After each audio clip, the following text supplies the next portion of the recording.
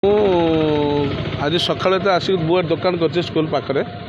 ତ ସ୍କୁଲକୁ ଆସିଲା ଦୋକାନକୁ ଆସିଲି, ଦୋକାନକୁ ଆସିଲା ପରେ ଖବର ପାଇଲି ସ୍କୁଲର ତାଲା ପଡ଼ିଛି। କିଏ ପକାଇଛି ନା ଆମ ସରପଞ୍ଚ କେତେଜଣ ଲୋକଙ୍କୁ ନେଇକି ଆସିକି ସେ ରାତିରେ ତାଲା ପକାଇଛନ୍ତି। ମୋ କଥା ଠିକ୍ ଅଛି, ତାଲା ପଡ଼ିଆଟା ହୁଏତ ସ୍କୁଲର ପ୍ରୋବ୍ଲେମ୍ ଥାଇପାରେ, ସାର୍ଙ୍କର ଥାଇପାରେ, କମିଟିର ଥାଇପାରେ କି କାହାର ଥାଇପାରେ, କାହାର କେଉଁ ମନଗୁଣା ରହିଛି ତାଲା ପଡ଼ୁଛି, ସେଥିରେ ଆମର ଆପତ୍ତି ନାହିଁ।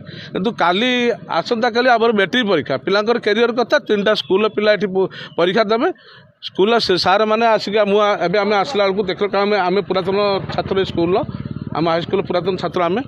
ମୁଁ ଯେତେବେଳେ ଆସିକି ଦେଖିଲା ବେଳକୁ ତାଲା ପଡ଼ୁଛି, ଦେଖିଲା ବେଳକୁ ସାର୍ମାନେ ପିଲାମାନେ ସବୁ ଠିଆ ହେଇଛନ୍ତି, ଆଉ ସାର୍ମାନେ ସବୁ ଠିଆ ହେଇଛନ୍ତି। କ'ଣ ନା ଏଇ ପ୍ରୋବ୍ଲେମ୍ ହେଇଛି। ଯଦି ହେଇଛି ତାଲା ପଡ଼ିବା କାରଣ ପଚାରିଲା ବେଳକୁ ସରପଞ୍ଚକୁ ଆମ ଦିଦି ଯେତେବେଳେ ପଚାରିଲେ, ତାଙ୍କର ହେଡ଼ମାଷ୍ଟର ଯେତେବେଳେ ପଚାରିଲେ, ସରପଞ୍ଚ କହିଲେ ମୁଁ ଅଫିସିଆଲି ଜଣେଇଛି, ସେ କହୁନାହାନ୍ତି କ'ଣ କାରଣ।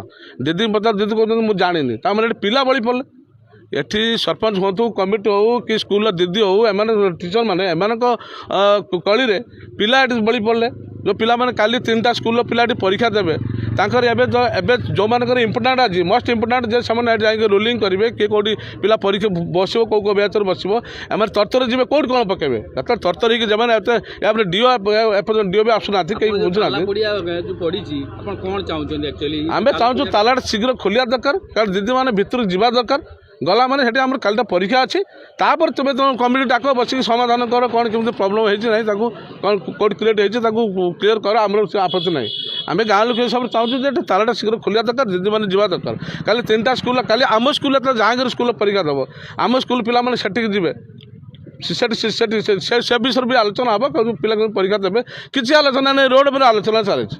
ରୋଡ଼ ଆଲୋଚନା ଚାଲିଛି, କାଲି ପରୀକ୍ଷା, ଆମେ ସ୍କୁଲ ଛୁଆ ସେଠିକି ଯିବା, ସେ ବିଷୟରେ କିଛି କାହାର ଆପତ୍ତି ନାହିଁ। ଏଠି 3ଟା ସ୍କୁଲ ଛୁଆ ପରୀକ୍ଷା ଦେବାକୁ ଆସିବେ, ସେ ବିଷୟରେ ଆଲୋଚନା ନାହିଁ।